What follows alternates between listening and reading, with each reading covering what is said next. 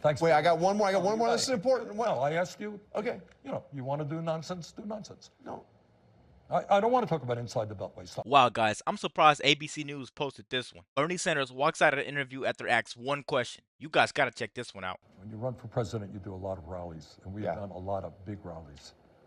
32,000 people here is by far the largest rally I have ever done, and nobody's running for office. That tells you something. So what are you trying to accomplish with this tour? I'm trying to make it clear to the people throughout the world and throughout our own country that the American people are not going to sit idly by and allow Trump establish an oligarchic form of government where Musk and other billionaires are running our government. And we're not going to sit back and allow him to form an authoritarian form of society undermining the Constitution, freedom of speech, freedom of assembly, and undoing what the founding fathers of this country did in the 1790s, separation of powers, making sure that no one person had an extraordinary amount of power. And that is precisely what Trump is trying to do. He wants it all. He doesn't want Congress. He doesn't want the media. He doesn't want the judiciary. He wants all of the power. We cannot allow him to have that. Well, I hear you telling people out there, fight back. What do you mean, though? How do these people, how do they fight back? Well, it's the question. We're working on it right now. But I think, first of all, coming here and showing the world that Americans are not going to sit back and take what Trump is doing is a good step forward. But obviously what we need. So the reason why I'm upset about this is because Bernie Sanders wants you to believe when the Democrats are in control that they would support the working class. They were already in control and they had their chance to do so, but they didn't do so. I want to do an investigation on Bernie Sanders and where his money is coming from and Nancy Pelosi, because you guys have all these millions that you've been taking from us. Then you want us to turn around and support you. But once you get investigated, now you want to just go do rallies and stuff. These rallies that these people are doing are rallies that you only do when you're running for president. You have no chance of getting in the office now, but your money's been investigated, funding is being cut off, and now you want to speak up and stand up for something bigger than you. Come on, man. I'm telling you guys, it just makes me mad that no one is seeing this. Let's keep going, man. Let's see what we got. To do is what neither political party is capable of doing right now. And that is develop a strong grassroots movement prepared to run candidates, prepared to stand up and question candidates, demand responsibility from their elected officials to stand with working families and not just the 1%.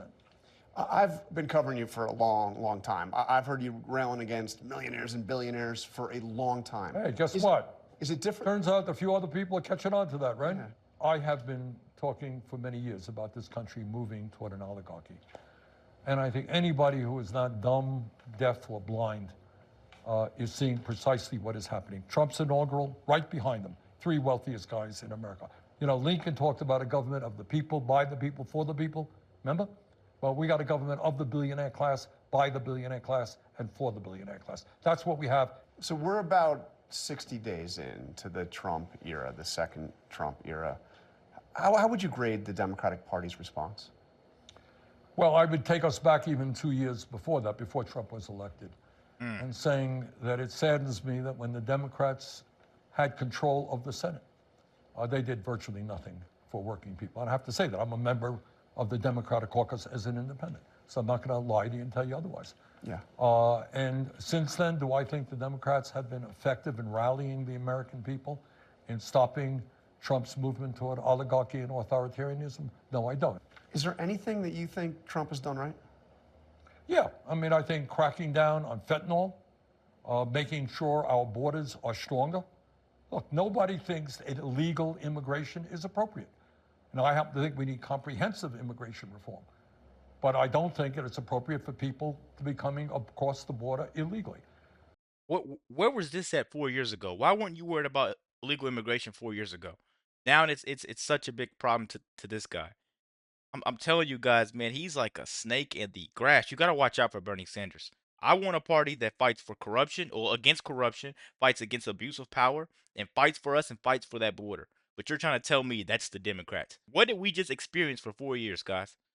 You went through it. I went through it. Your neighbor went through it. Your cousin, your brother, your sister. Everybody went through it. We know it went on. Why are these people turning the other cheek like they just don't care? I'm telling you, man, Bernie Sanders, you're fighting for nothing right now. So we've got to work now on comprehensive immigration reform. The idea that Trump has, I don't know what his latest numbers are, he wants to deport 20 million people who are in this country who are undocumented. Well, you do that, you destroy the entire country, because I got news for you. Trump's billionaire friends are not going to pick the crops in California that feed us. They're not going to work in meat packing houses. That's what undocumented people are doing. So we need a variety of programs, guest worker programs, but mostly comprehensive immigration reform. But you know, illegal immigration, it exploded under Biden, and it had been high for times under Trump as well, but it exploded under Biden, and nothing was really done until his last year in office when he was... Yeah, should have done much better, no argument. So realistically, Republicans controlled the House, they've controlled the White House, they control the Senate. So what realistically can be done? Well, for major pieces of legislation, you still need 60 votes in the Senate. And let's be clear. I mean, we have picked many of the spots that I've gone to in Wisconsin, in Iowa, in Michigan. We chose them carefully. Yeah. And those are because they have Republican congressmen who won by small margins. Right now, I don't know what the number is. I think if 2 or 3 Republicans out of 200 and whatever it is, 18 or whatever they got, choose not to support giving tax breaks to billionaires and cutting Medicaid and education, we can defeat this big supplemental bill, the beautiful bill that Trump wants to see passed. So right now, what we're trying to do is put pressure on those congressional districts, demand that Republican Congress people sit down and talk to their constituents and explain why they think it's a good idea to give $1 trillion in tax breaks to the 1% and cut veterans programs, cut Medicaid, cut Social Security, cut education. You said... And guys, I want these people to bring up one person, just one person that has had this Social Security cut, Medicaid cut, that actually deserved it. They never can do so, but they want to constantly bring something like this up, and I don't think that's fair because that's just like fear mongering. That's what that's called. That's just fear mongering. You're trying to put stuff into people's hearts that they shouldn't be believing or hearing. That the passage of this bill, to the continuing resolution, was a absolute failure of Democratic leadership. Who are you talking about? Well, Schumer is the leader of the party, and it should not have happened, period. No question about it. But, you know, when we talk about Democratic leadership, we're talking about the Democratic Party in general. You know, so look, there's been nobody more critical of Chuck Schumer than I have been. And not just on this thing. But the bottom line is not just Chuck Schumer. It's not just Chuck Schumer.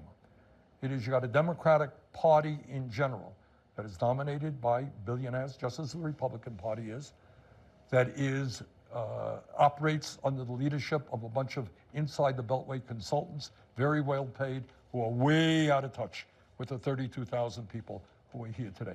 Ocasio-Cortez's criticism of Schumer has been harsher, fueling speculation she'll challenge him in the Democratic primary when he is up for re-election in 3 years. For his part, Sanders doesn't want to talk about whether or not Schumer should remain the Democratic leader in the Senate. And he got irritated when I asked him about the possibility of AOC running, abruptly getting up to end the interview. Okay, you're out there with AOC today. Do you see her as a future of the progressive? We have one of the untold stories of what's going on in current American politics is that in the House of Representatives, you have dozens and dozens of strong, smart, disciplined, hardworking young people in the Progressive Caucus. And you know, way back when I first came to the Congress and the House, I helped form the Progressive Caucus. We had 5 people in it at that time. Now they got close to 100. So you got a whole lot of good people. Alexandra is extraordinary. I am so impressed by her work in Congress and she inspires young people all over the country. Would you like to see her join in the Senate? Right now we have, as I said, just a whole lot of people in the Congress. Okay, Jonathan, thanks. Wait, I got one more. This is important. Well, I asked you. Okay. You know, you want to do nonsense, do nonsense. No. I don't want to talk about inside the Beltway stuff. Guys, one of the biggest thing that I notice is once Trump fixes a problem, they don't talk about it anymore. They're not talking about gas prices. Now they're not talking about the illegals, but Obama was deporting illegals, and they didn't say anything about it. But now it's Trump's a bad guy because he's actually focusing and he's hitting the problems hard. All this corruption has been exposed and cut, and now they want to protest. They don't really care about you guys. Stop voting for the Democrats. Let me know what you think about this video. Be sure to like, comment, subscribe if you're new, and as always, let me know what to react to. We're out.